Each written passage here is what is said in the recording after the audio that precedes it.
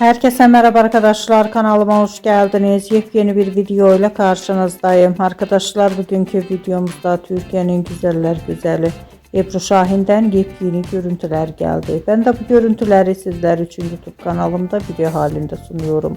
Umarım beğenirsiniz. Arkadaşlar, videomu beğendiyseniz kanalımı izlemeyi ve bildirim butonuna basmayı unutmayın. Şimdilik benden bu kadar olsun. Yeni videomuzda görüşmek üzere. Hoşça kalın.